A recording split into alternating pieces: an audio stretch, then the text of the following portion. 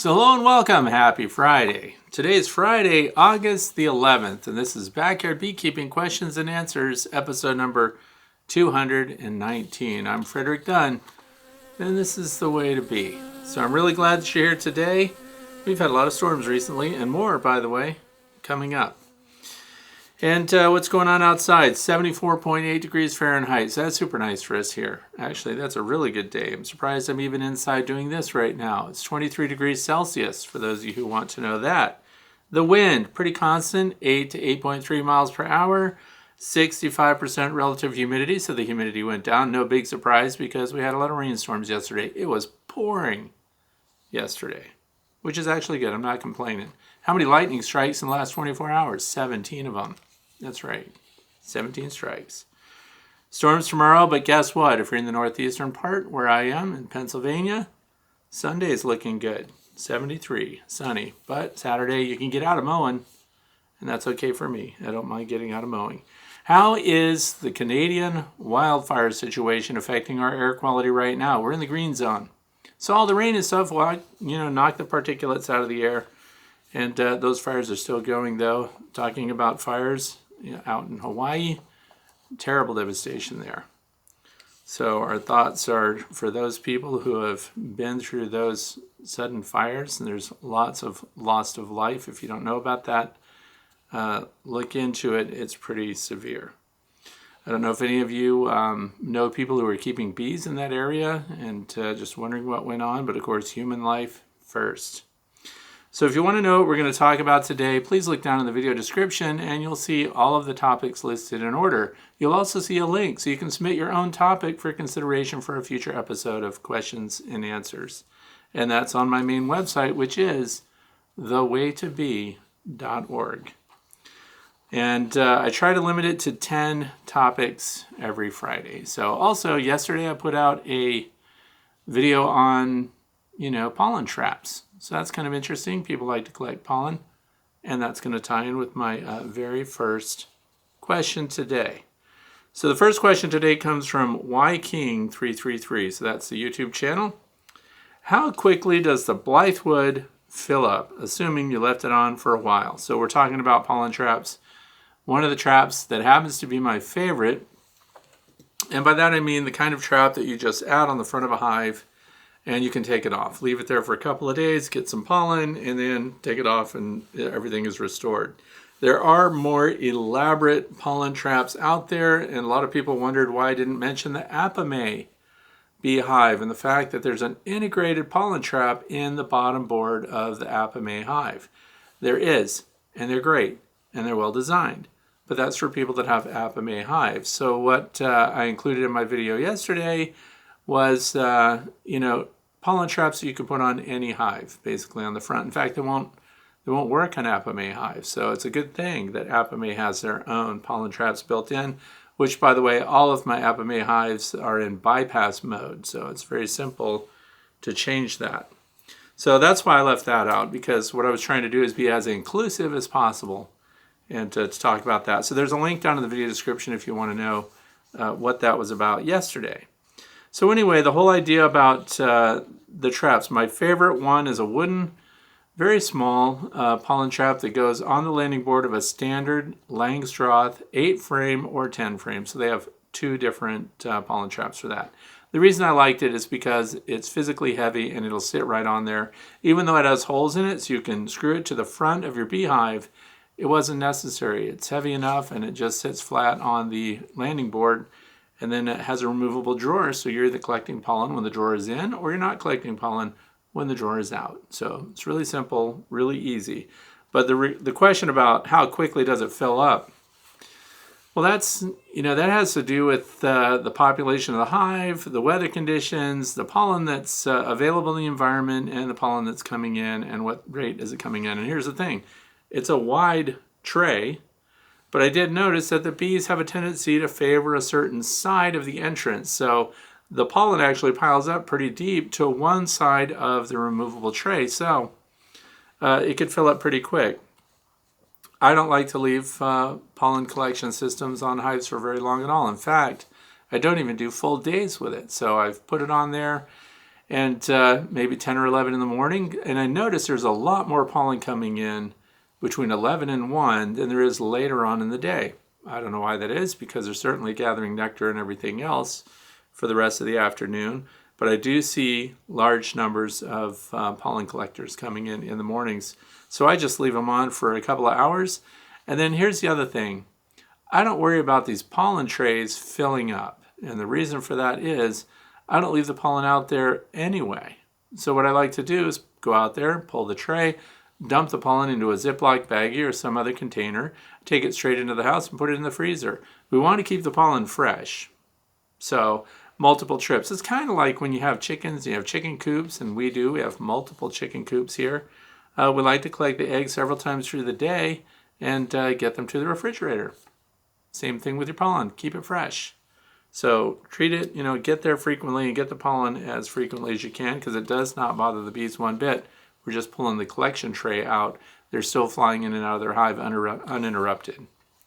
So then the next part of this question is, what about the design that purposely allows some pollen in and some gets collected? Say it's constantly harvesting 30% of the pollen collected. It feels like lightly harvesting some over a longer period is less harsh than taking 100% over a shorter period. Do you think the bees realize the pollen is being removed? Well, the bees inside the hive, they have no idea what pollen is being interrupted. Why? Because it never makes it inside the hive. So demand for pollen remains high. Because here's the other thing. Bees like their pollen to be fresh. So we know that their highest consumption rate is for pollen that's inside the hive that's being processed by the nurse bees and being turned into bee bread. Its fermenting, kind of peak fermentation, is at 48 hours. So that's also when they're consuming that pollen. So they really don't want to bring all their pollen in at once, fill all the pollen cells, and then make them all into bee bread all at the same time. What they do is they keep a steady flow of it coming in, and who is making that decision inside the hive?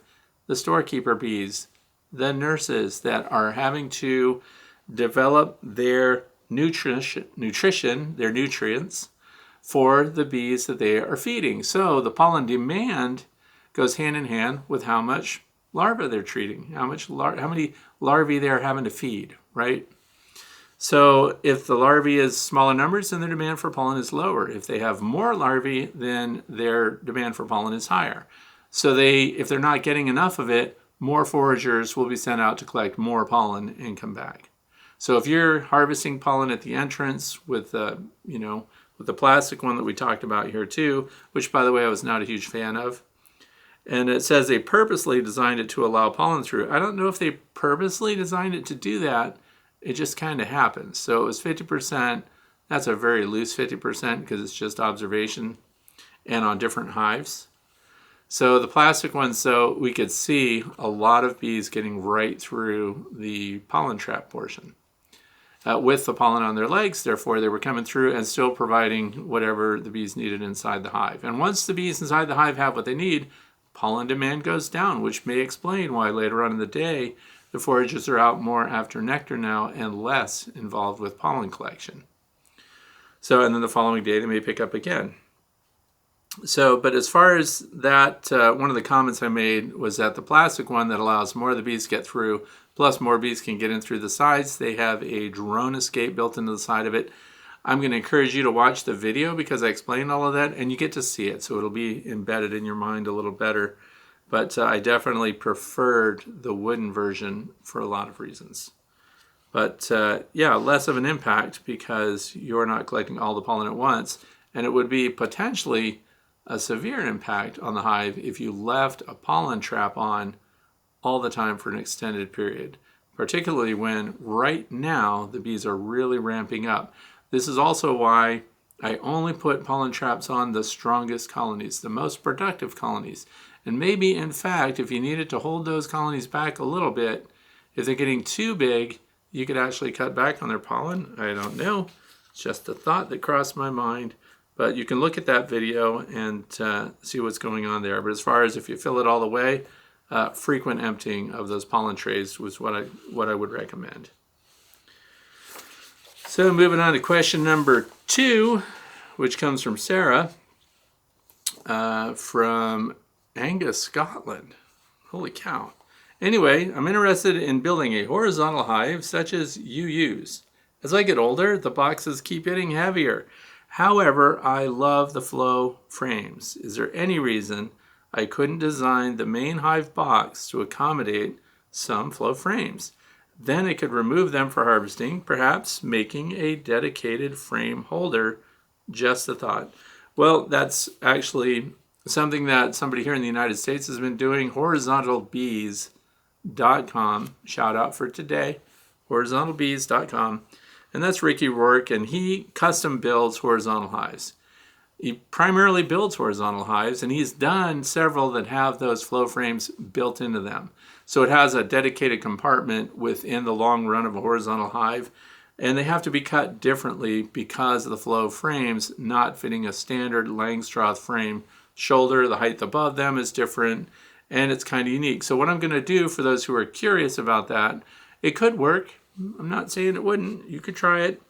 But I'm going to put a link down in the video description associated with question number 2 that will show you the exact specifications of a flow frame so that you'll understand how those rabbet joints need to be cut, what kind of jig needs to be made, because these are pretty deep and the flow supers are pretty unique. But the Flow company, which is honeyflow.com, they're pretty good at sharing, of course, their technical drawings and illustrations so that you could build your own flow supers, for example, and just buy the frames. So when you do that, that information is in there so that you could also build a segment of your horizontal hive. And it is different. So it's going to be a unique build. And as I mentioned before, Ricky Rourke at horizontalbees.com has built them. And for those of you who are in the United States, I highly recommend you check out that website. He's happy to accommodate any horizontal hive design. In fact, he built my ultimate observation hive for me. So they get my vote all the way. So moving on to question number 3. This comes from Trish Westberg. That's the YouTube channel name. In the opening sequences, and so this would have been a couple of weeks ago, in fact. In the opening sequences, are your chickens behind your way to bee building? Yeah, they're everywhere. They're behind it, they're under it, they're in front of it. My chickens are free-ranging chickens, and they go right over and around my electric fence and everything else.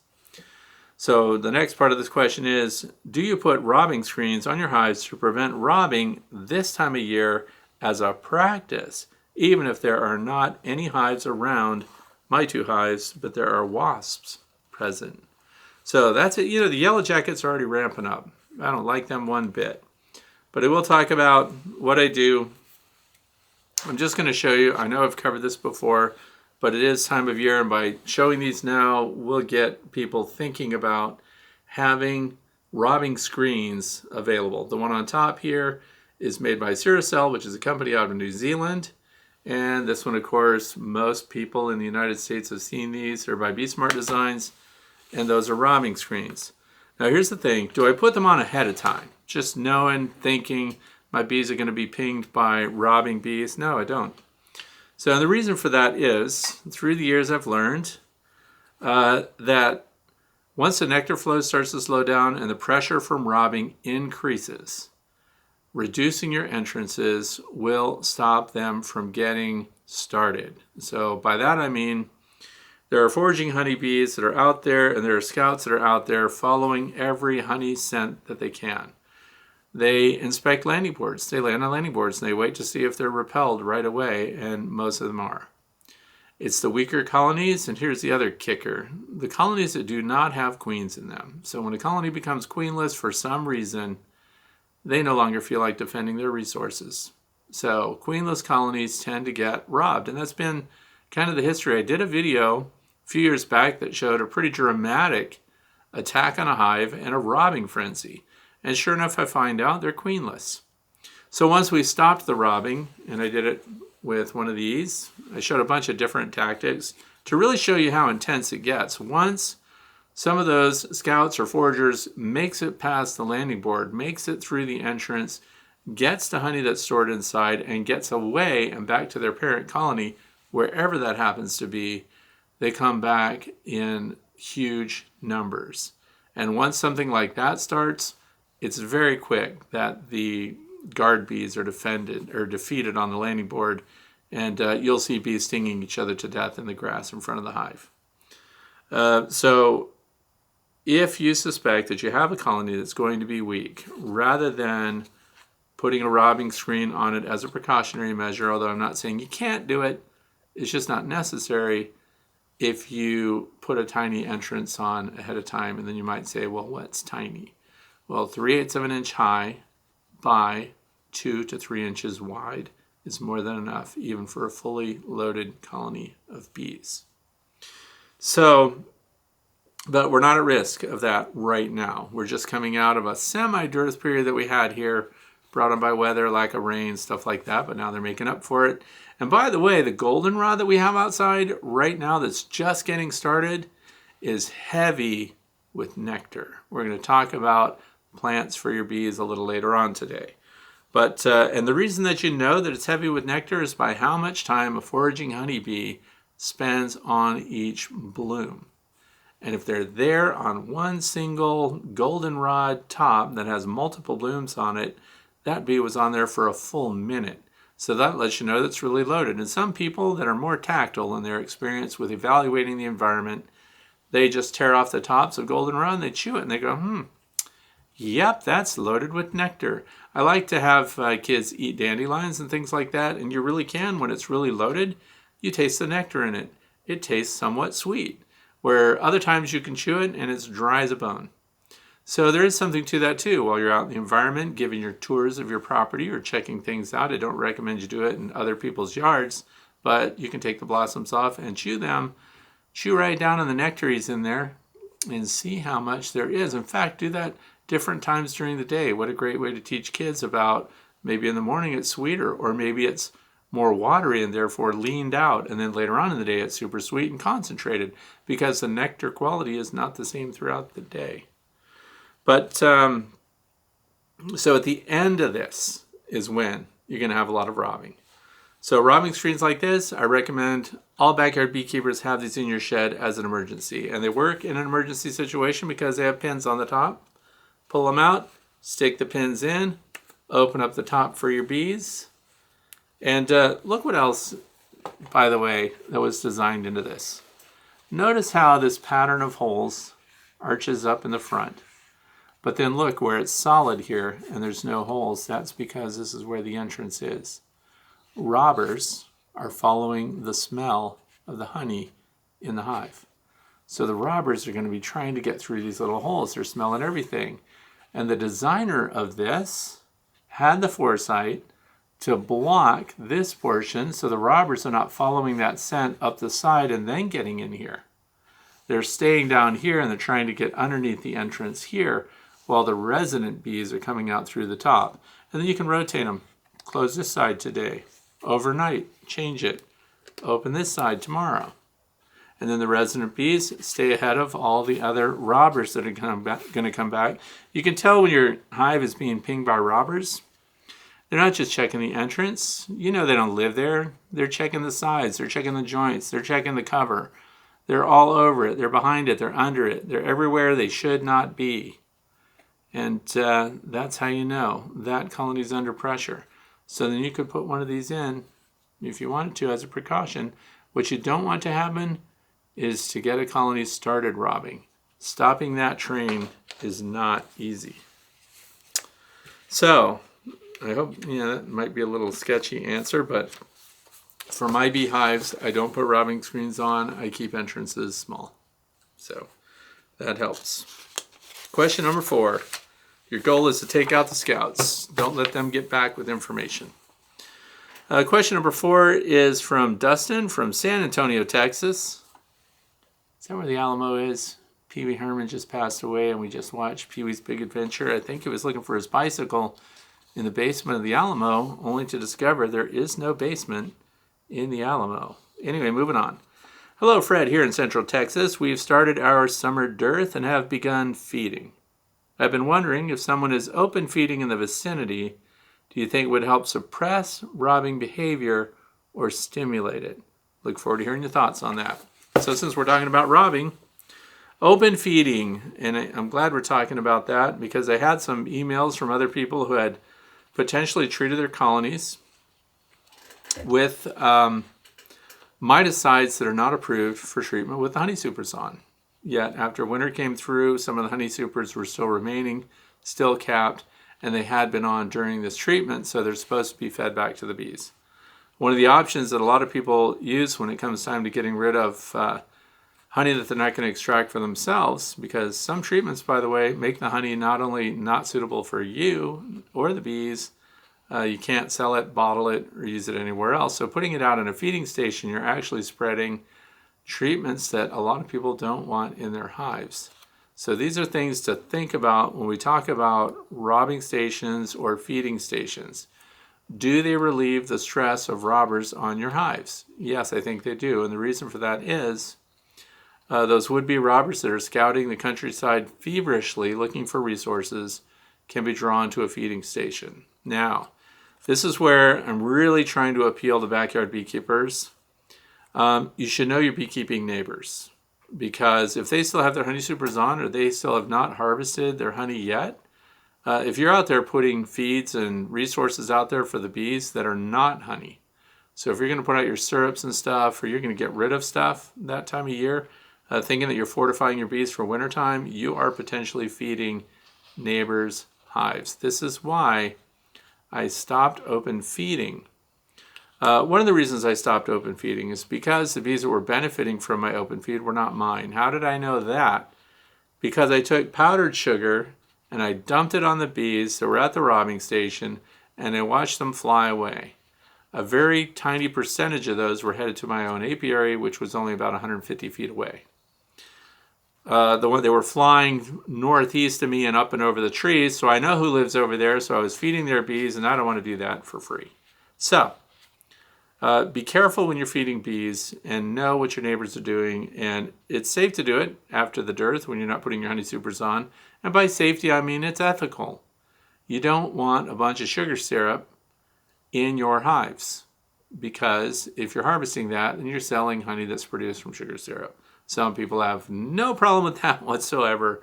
I personally do. So I want you to be courteous in that way. So the other thing is, it's not the time to unload questionable frames of honey. So those that you feel have been tainted or potentially tainted by treatments that are not approved with your honey supers on, then please don't put that out for other bees to feed on and potentially take to an unsuspecting beekeeper's apiary. So what's my solution for that?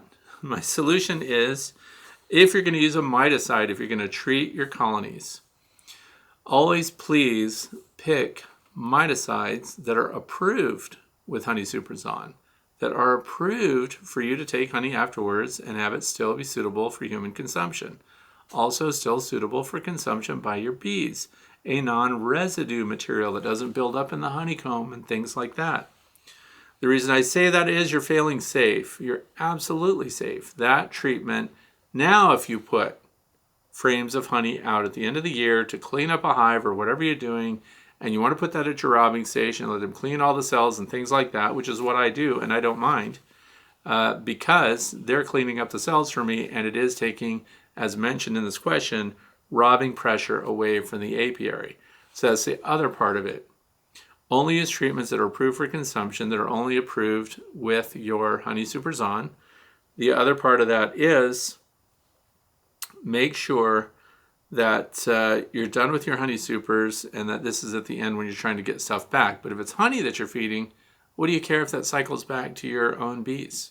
So that's good too. So it is a standard cleanup to do.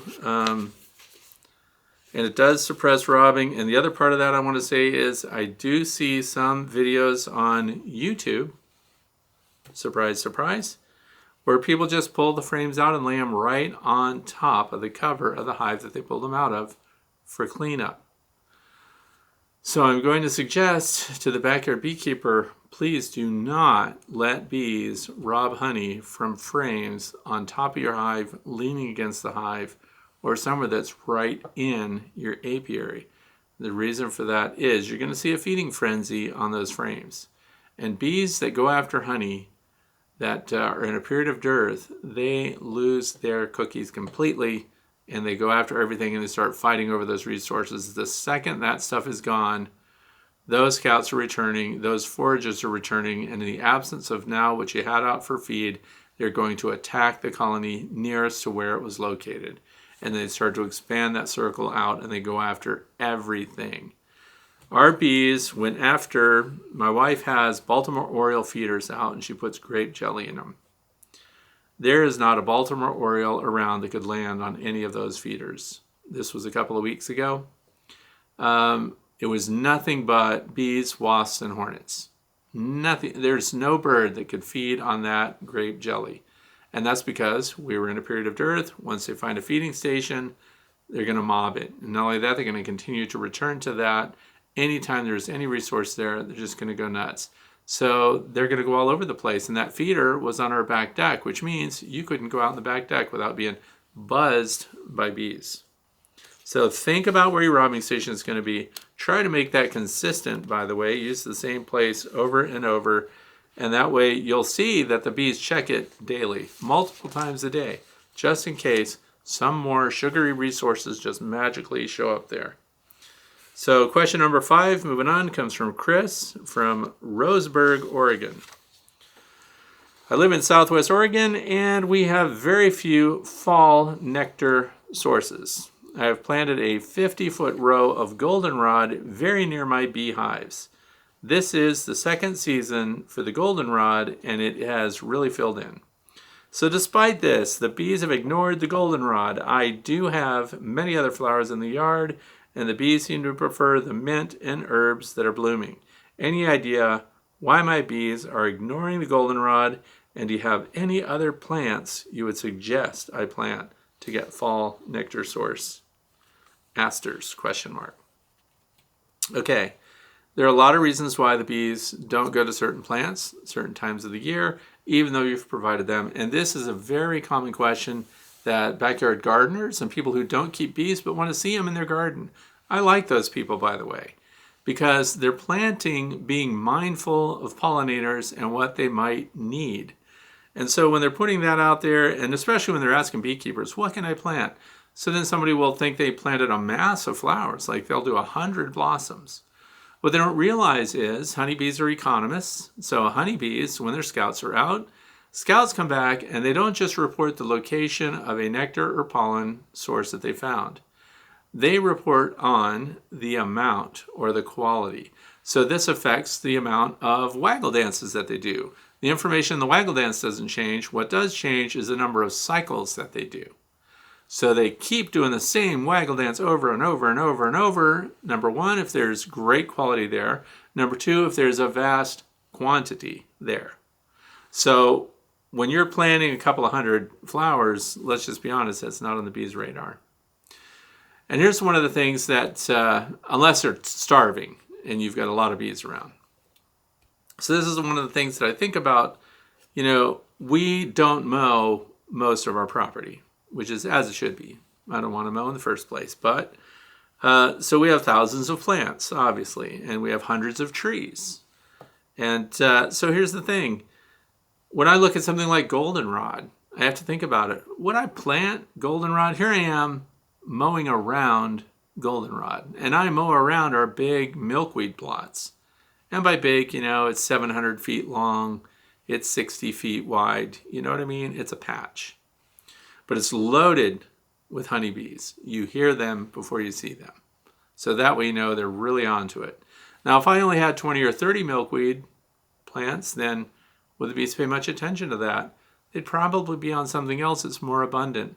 And the reason for that is, this is why sometimes you'll see bumblebees or native pollinators on a small plot of flowers, and you won't see the honeybees.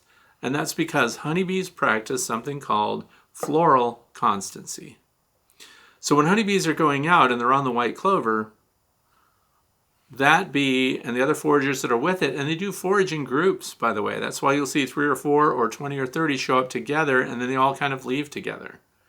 But those that are foraging on white clover, for example, are going to exclusively visit white clover blossoms.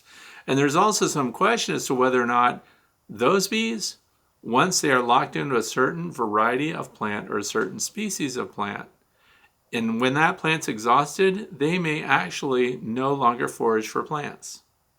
So it becomes clover or nothing, goldenrod or nothing, milkweeds or nothing. So when they're on the milkweeds, they only go to other milkweeds and they go back when they're done.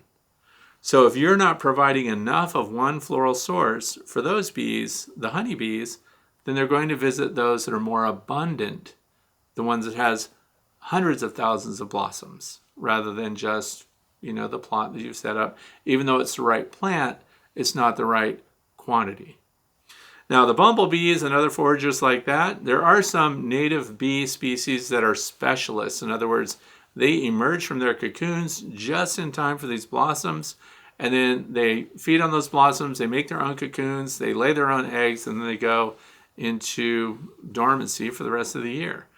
But there are bumblebees, for example, you'll see them going from flower to flower to flower, and they mix up the species quite a bit. So they're much more diverse in their foraging habits. That's why you see them in your gardens where you might only have 50 of a certain plant type.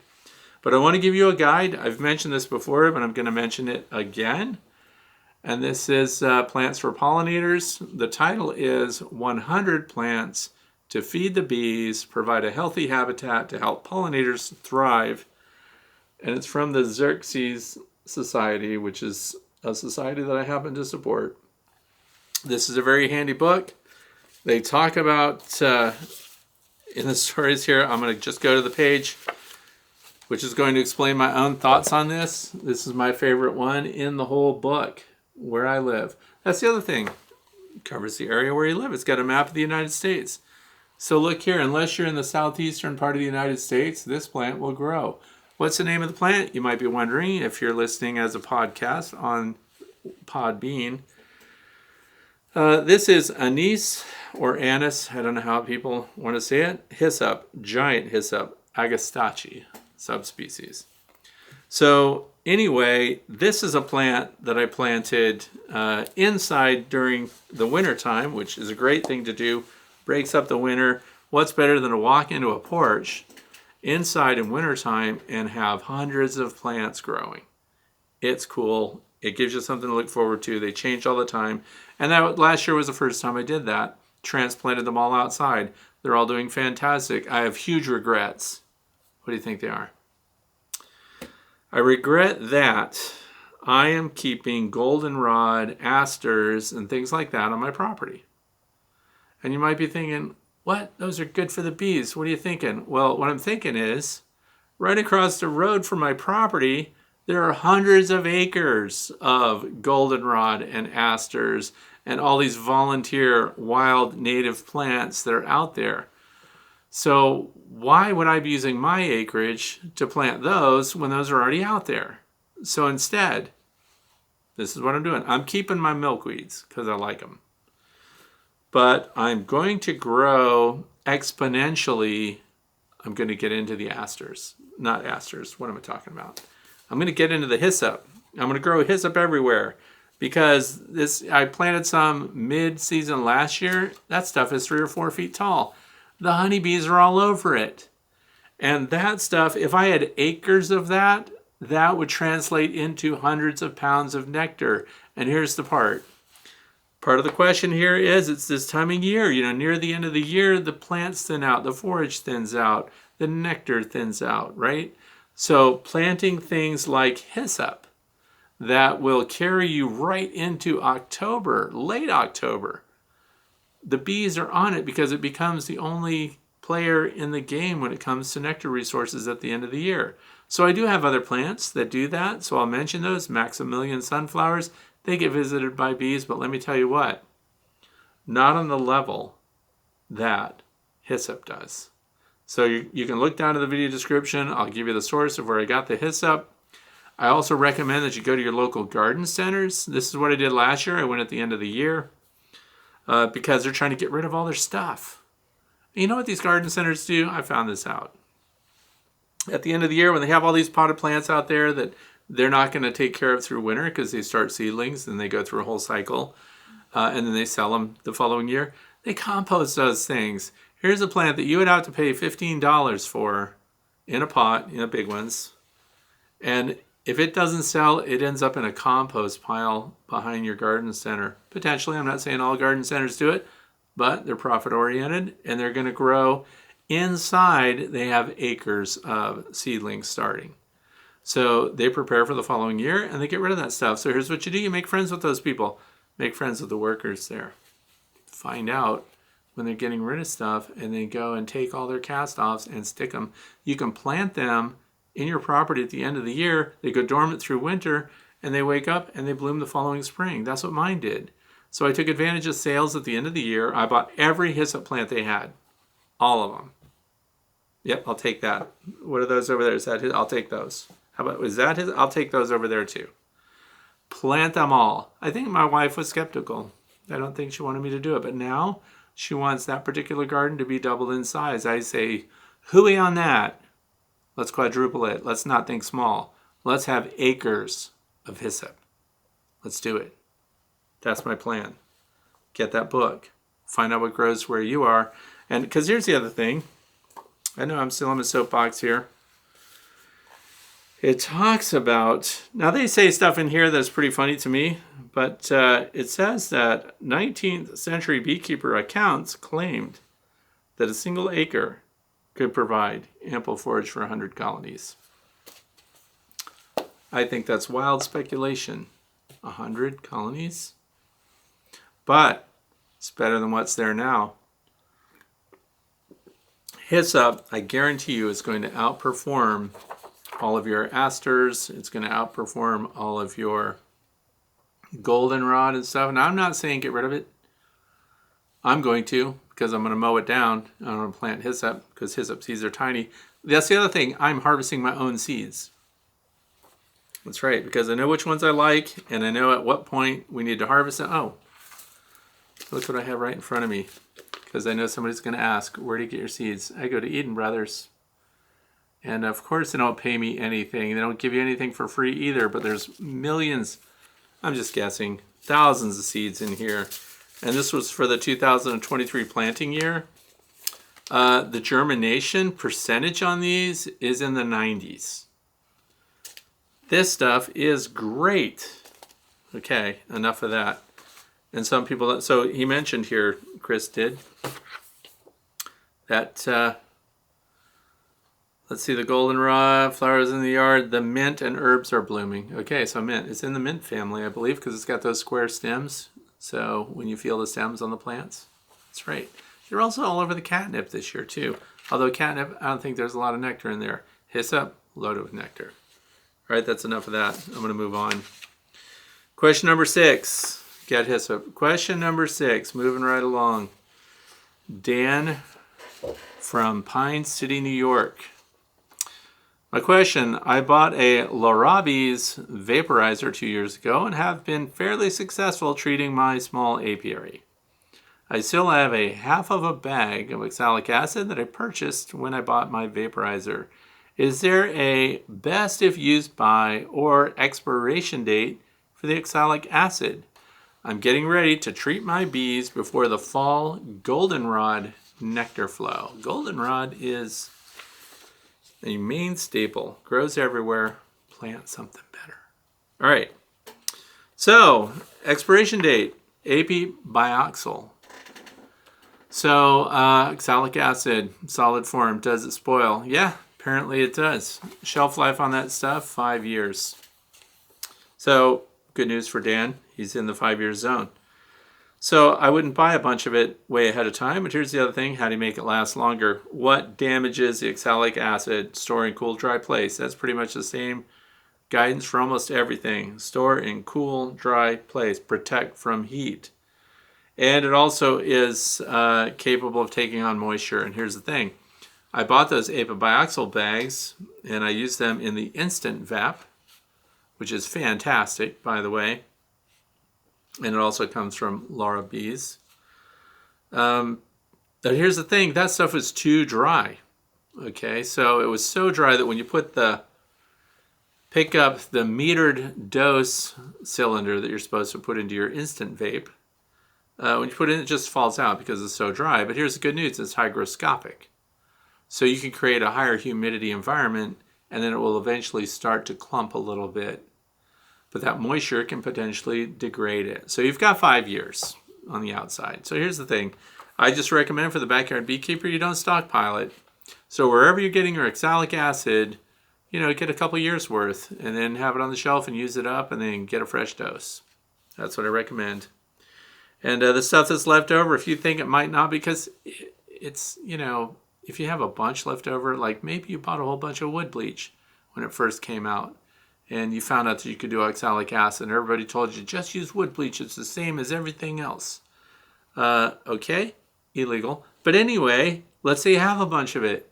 I found out I was using Pyrex pie plates, and I had it on my cascading water system for the bees, but the water that was coming from the well and going through that turned all those plates really rusty. You know what I did? Took the oxalic acid, the older stuff, and I put it into a bin, and then I put the pie plates in there. You would not believe how clean they are, how it dissolved the rust away. That stuff, it's almost like you could use it like a bleach or something. It's that good. I don't recommend you waste your apiboxyl that way because it's expensive. And I really wish the price would come down on that. So anyway, it has a shelf life. Take care of it. Get a couple years worth and buy it fresh whenever it's cheap. When somebody runs a sale or something, get it then. Keep it stored. Out of sunlight too. Sunlight, ultraviolet light degrades it. You wouldn't know. It's still going to perform the same way when you put it in your sublimator, right? Your vaporizer. So you won't know that it's degraded, it's not delivering a quality dose of OA to your bees. It breaks down into other things. Okay, so let's keep it fresh, people. Question number 7 from Rich from East Freedom, Pennsylvania. That's a good name, East Freedom. Says, here I grafted my own queens, and now I have 6 nukes that I want to try to overwinter. I'm not sure exactly how I want to do it, maybe in doubles, 5/5, or 2 nukes side by side and a single deep. Okay, so here's the thing. I'm focused on nukes right now, nucleus hives, 5 frames deep. All the levels are deeps. They do so well. The more people that I talk to that use them have great results. So wintering them over, I've done that before, several times now. And I was actually slow, not ashamed to admit it. I did not use nukes, didn't care about them for years. I'm talking like 15 years of beekeeping, I didn't use nukes, even though a lot of people say, hey, you need to use nukes. I would get swarms and things and put them straight in an 8-frame deep box, or I'd put them in a 10-frame deep box right off the bat and just let them build up. What I've learned, and I've said over and over again, so it's worth repeating. Why? Because the information is really good. 5-frame deep nuke boxes are outstanding. And we were just talking about this last night. I'm building my own design for these nuke boxes because I want them to have things that most nuke boxes don't have. I only use wood. I'm not going to play with plastic, or I do have polystyrene ones. I've not even tested them. They're sitting on the shelf. They've been on the shelf all year. So I'm making modifications, and that's because when I put a small swarm in and I put them in the 5-frame nuke, they build so fast. I put the second deck on it, and now I have a 10-frame deep Langstroth, but it's vertical, see? 2 deeps, 5 frames. So it's a 10-frame deep Langstroth volume-wise, but they're straight over the others. So this rising column, this narrow, tall column seems to do extremely well, and so I go 3 high. Here's what I find out.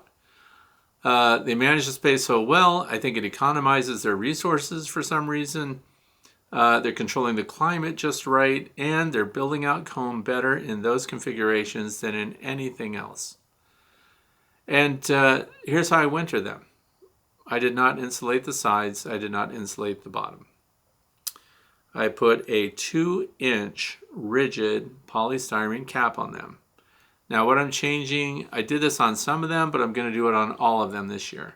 They have migratory covers on them, and that's okay. But guess what I put under the migratory covers now?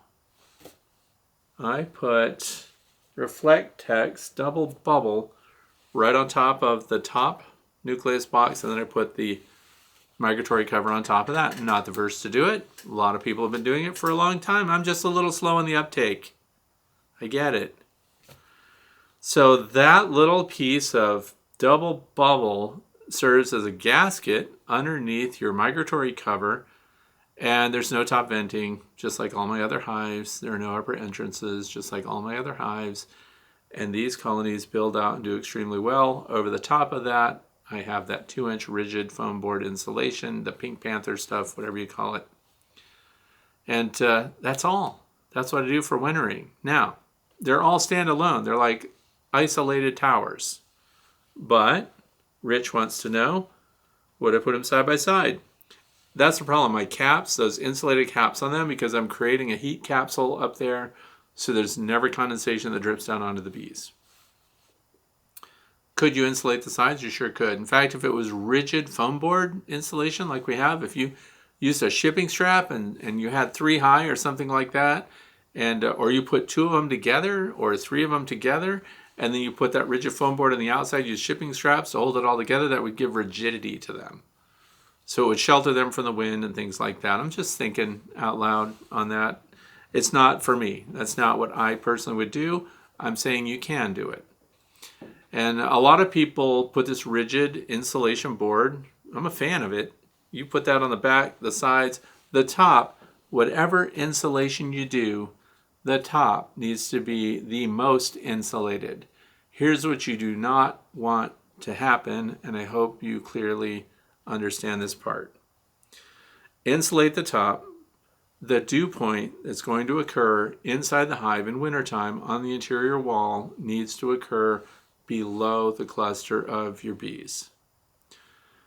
I've seen people put insulation really well around the sides, the back, and the front of their hives. And then I've watched those same people put a standard inner cover on and a standard telescoping cover on that. So what they just did was insulated all the sidewalls, good, but then they left the top uninsulated, bad. The reason that's bad is because that's where condensation is going to form, because now we have a cold outside interior surface interface where it's going to be colder than the sidewalls. Where is the dew point going to occur? On that inner cover directly over your bees, and condensation is going to drip down onto your bees. If you insulate nothing else, insulate your inner cover and your outer cover on all hives. Doesn't matter what the configuration is. Then, if you want to go the extra yard, do the sidewalls and stuff. I haven't needed to do that, and some people say, well, but I want my bees to be really awesome in spring.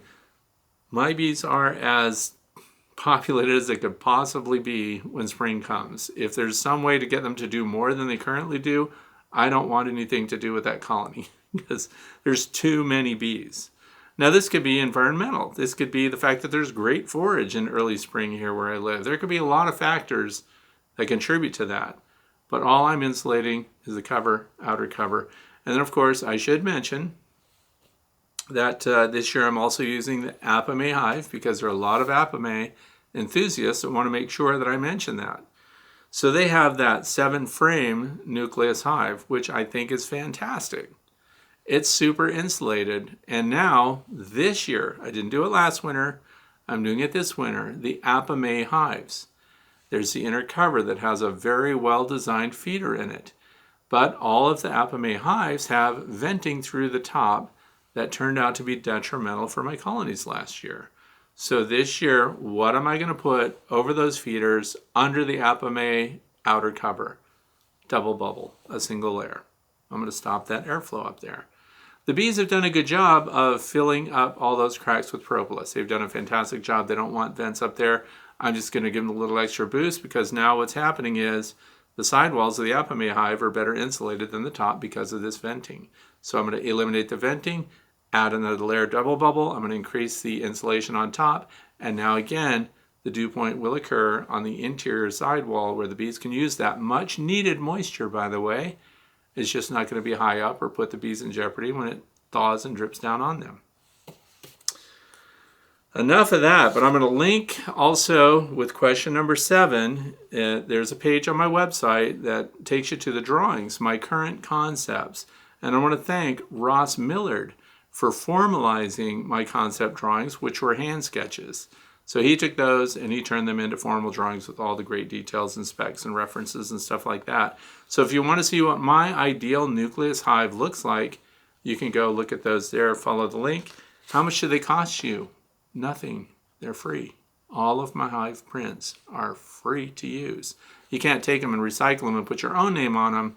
That would get you bad karma. All of your hyssop will die if you take somebody's intellectual property and use it and claim it as your own. All right, moving on. Question number 8. Ashley from Whitechurch, Hampshire, United Kingdom. I might have said that wrong.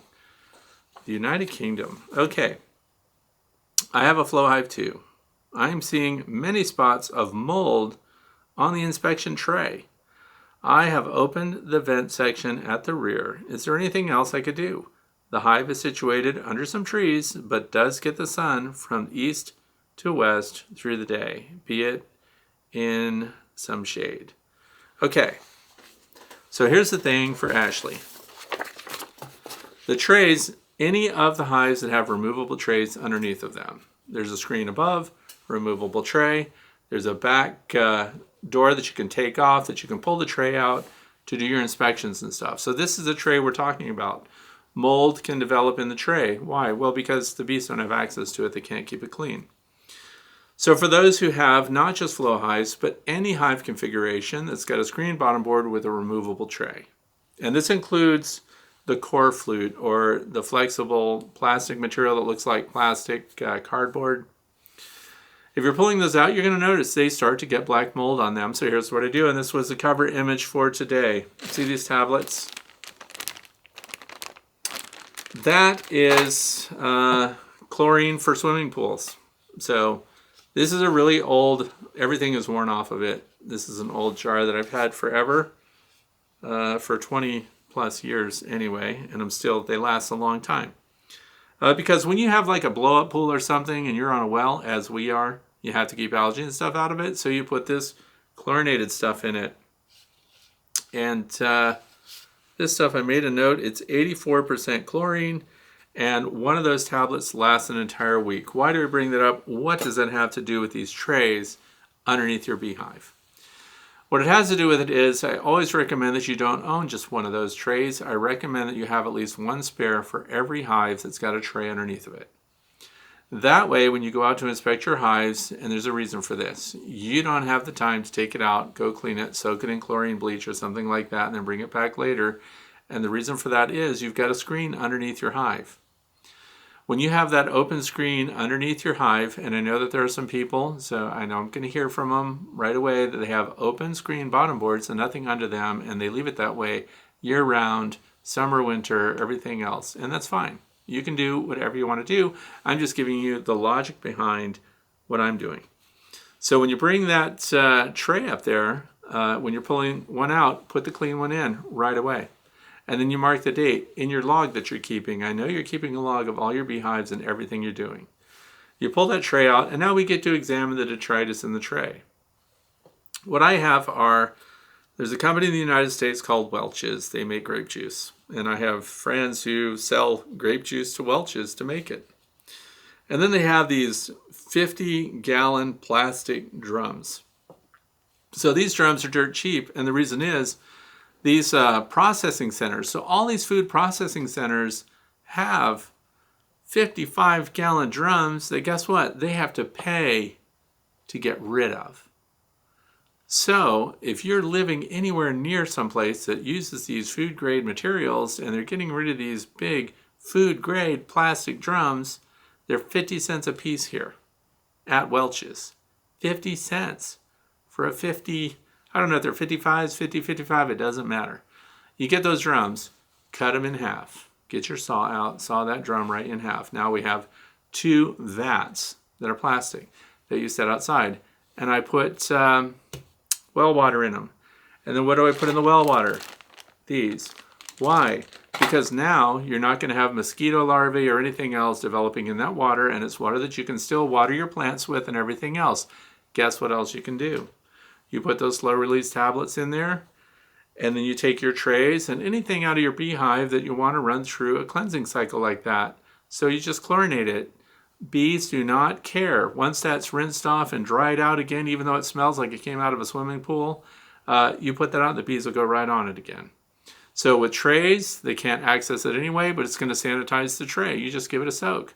Scrape it out, put it on your stack or your shelf or wherever you're keeping your stuff for the next time you go out to pull that tray. How often should you be pulling those trays? I say weekly during the summertime. You want to know what's going on. You want to know what's in them. You want to know if you've got varroa destructor mites and things like that. That's how you sanitize them. Guess what else you can sanitize that way? All of your drinkers and feeders and things like that that you're giving to your birds. You can dip bird feeders in them. They're sanitizing. So this is just a great resource to use, and it's for swimming pools, so it's for your kids to swim in. Certainly it's good enough to wash, and it's got some utility aspect. That's what I'm doing. You can get it from any pool supply. You can get them from, probably Walmart, wherever. Just look for chlorine tabs for swimming pools. That's it. They work. Fantastic. So that's what I do, soak them. But here's the part of that. The bees can't keep it clean. It's got the black mold starting. Soak it, bleach it, put it back in. You don't want to go through all that trouble. It makes up a 10% bleach solution. Put it in a spray bottle, mark it for bleach so you don't use it on anything else. Wear clothes you don't care about and spritz away and just let it dwell, dry, and evaporate, and it's going to kill that mold also. So there's a lot of ways to approach it, but I like the dip tank method, and I like having that water out there. Moving on. Like, I don't even know the name of this. It just says for pop-up pools, and it's a sanitized, it's chlorine. All right, moving on. Question number 9 comes from David from Blenheim, New York. Question is regarding the wax capping from the honey extraction and the cleanup procedure. I did my first honey extraction, and now I have a whole bunch of wax cappings that I let drain off most of the honey. Now I have a big, sticky mess. It's true. With lots of honey on them. I don't want to waste the honey that was on the cappings, so I put it all on trays and put it outside for the bees to work cleaning it all up, which seems to be working okay, although the wasps are finding it also, and there's some fighting going on between the honeybees themselves and the wasps, so there are a few dead bees starting to pile up. I also put the extractor outside for the bees to clean up, but that did not turn out too good because the bees got stuck on the sides of the extractor and stuck in the honey, so I turned it on its side and I drained it into a pail. Now I have a pail of honey, a few dead bees in it. I just want to throw it away. I'd like to give the honey back. Please explain the cleanup procedure. Okay, all these things are challenges, especially for new beekeepers too. You have these uncapping tanks. One of the uncapping tanks I recommend for backyard beekeepers comes from Pierce Manufacturing. They're the ones that make those hot uncapping knives. They make a really good uncapping tank.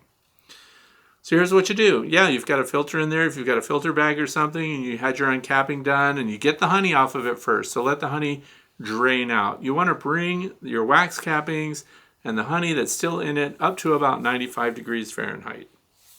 Let it dwell at that. Have your screen underneath, so now it's nothing but honey dripping out. Collect that honey. After that's done, by the way, there's a lot of ways to do this. There's a lot of beekeepers that have different methods. I'm just sharing right now what I've discovered works best, because I used to try to do exactly what's being described here, and that's let the bees clean it up. But bees getting on open surface honey tends to, bog them down and they can die in it. So now we've got bees in our wax cappings. So I'm going to suggest that we avoid that.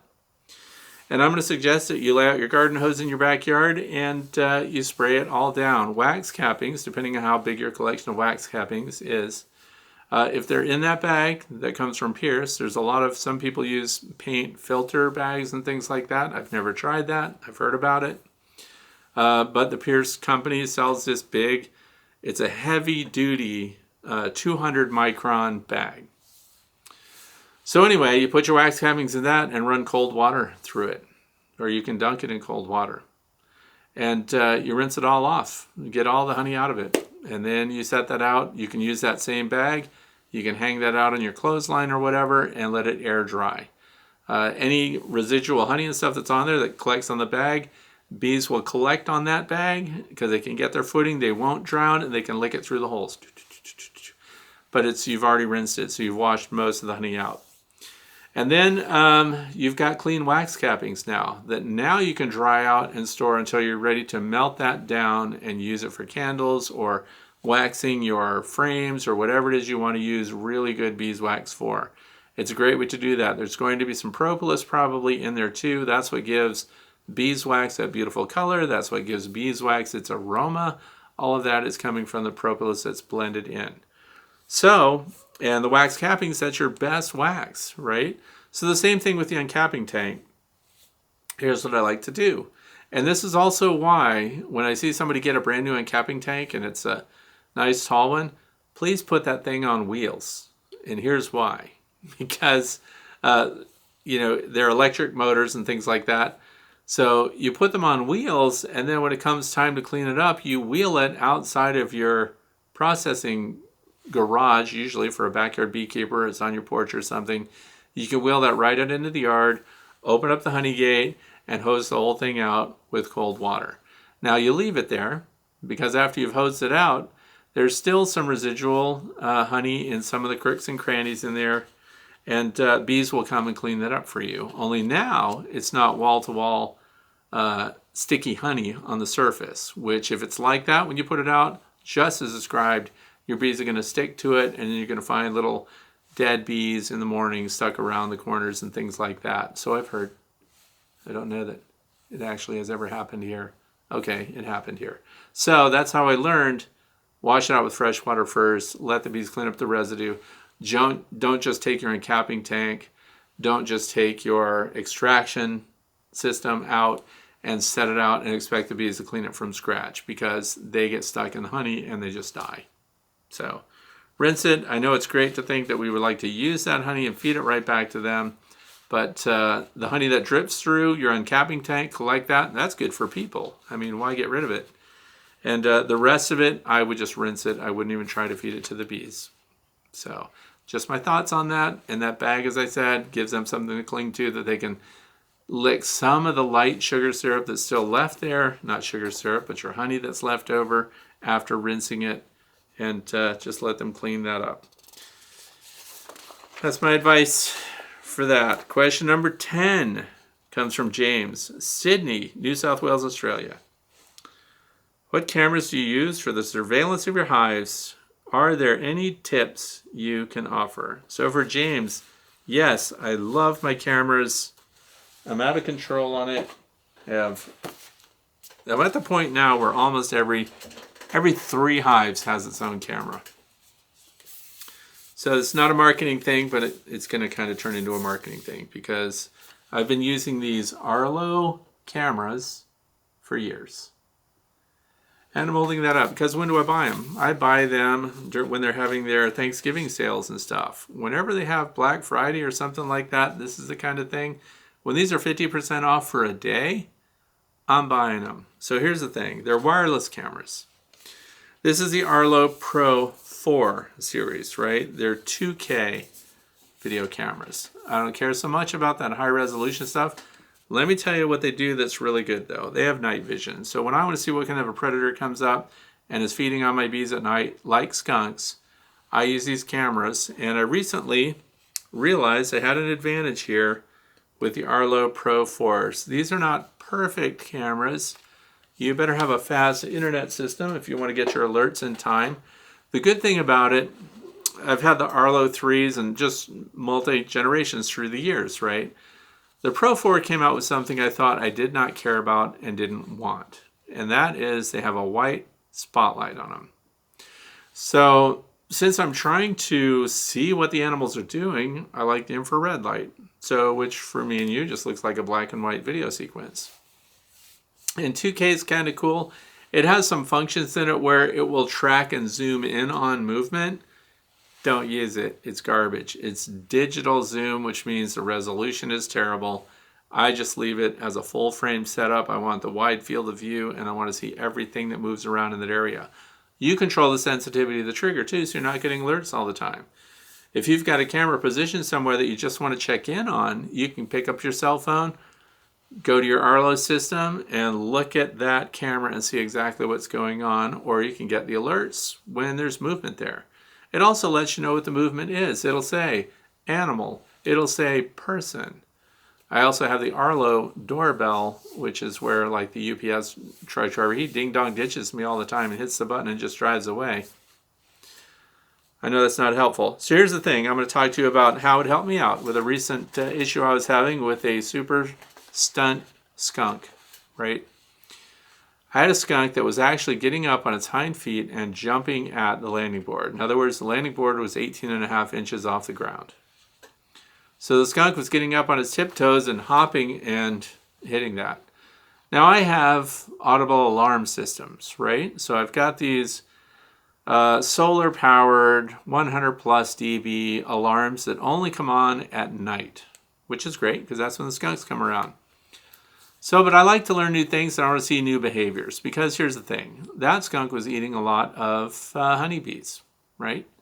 So I thought, wow, you know, the honeybees can't see the skunk. That's why they end up on the ground. That's why the skunk rolls them around with its feet. And then the skunk eats the bees that are in the grass. And the bees are defenseless because they can't see.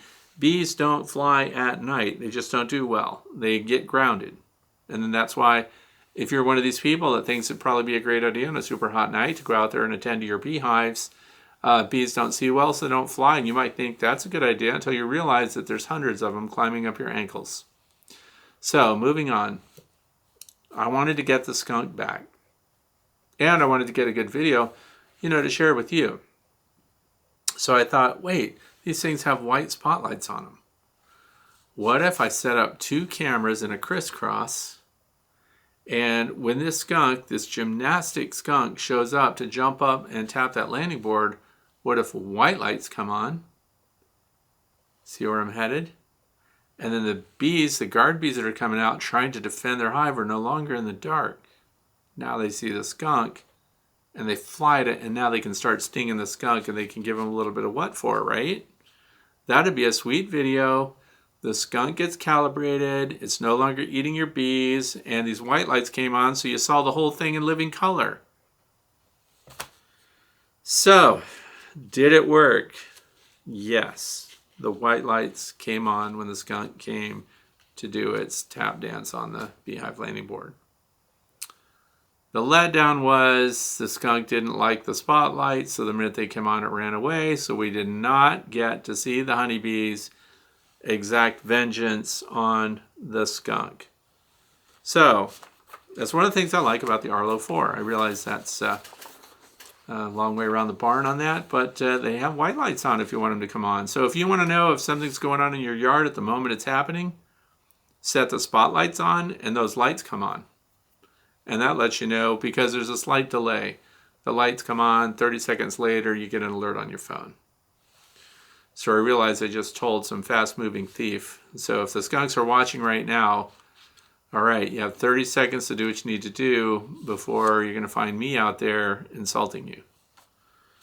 So that's how they work. And here's what I like about it. You can have as many of them as you want. I have a subscription to the Arlo company, which means I can have as many Arlo Pro 4s on my system as I want. I've got the older cameras too. So whenever you find a deal on them, get them. I buy these kits. This particular one came in a pack of 3, and they might have something better than this by now. I don't know. So if you get like last year's model, you'll save a lot of money on it.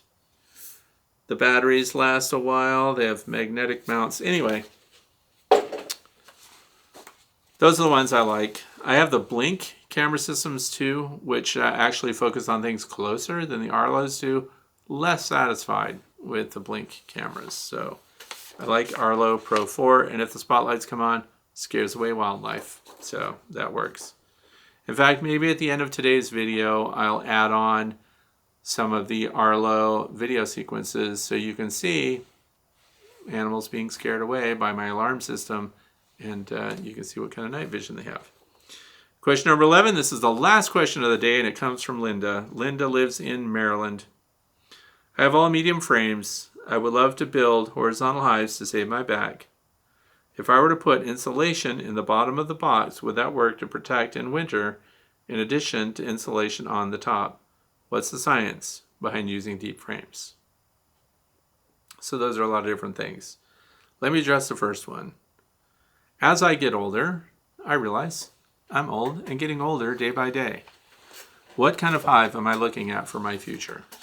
Horizontal hives. They are the easiest to work with beehives, period. Now, you're lifting frames. Save your back. Not only that, you decide how high that horizontal hive is. I have no skunks trying to feed on the bees in my horizontal hives. Why? Because they're too high off the ground.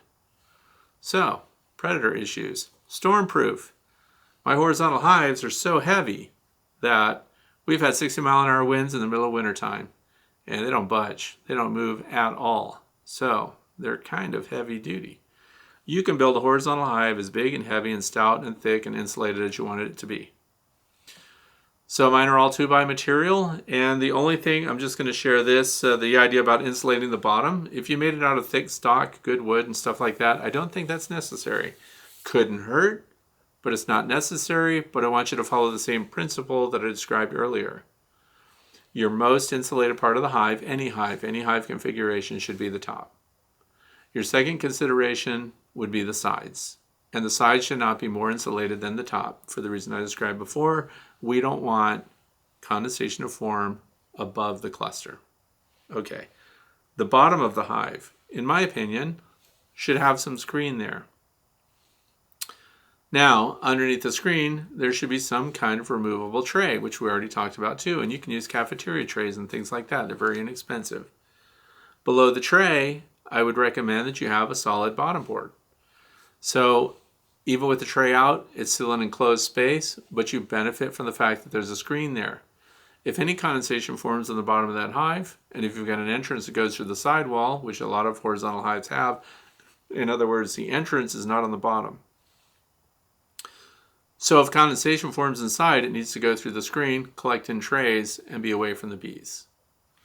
And then that's enclosed, so we don't have free-flowing air through there, so you have an environment that's under the control of your bees. That's what I'm after. So the other part of this is the deep frames. A lot of people use nothing but mediums. Okay, so now we're back to Langstroth size hives, right? Langstroth verticals, not the horizontal. So if you stack double deeps, right, that's the equivalent of 3 mediums. So a lot of people use all medium hives, all medium equipment, and that's because they don't want to mix up their gear. But you'll also hear people say because they can't lift the deep boxes.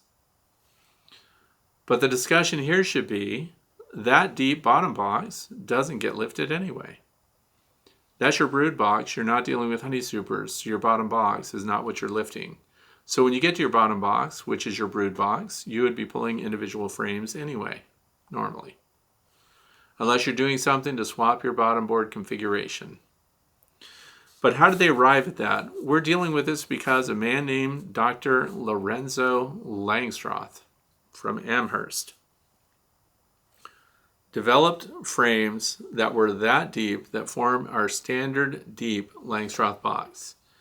The way he arrived at how high to make his frames was based on his observations of the normal size of a brood for honeybees. So in other words, the brood would kind of fit into a single deep box. Now some people have Layens hives, which are taller than the Langstroth frames, and you'll see brood go up those pretty good. But the brood moves kind of like a setting moon in super slow motion. The brood stays kind of like a 3-dimensional basketball through several frames, but it collectively moves up and down, right? And this is where Dr. Langstroth observed that that would be the height and therefore the size of his frames, which is the most widely adopted frame size in the world for industry. So here's the thing.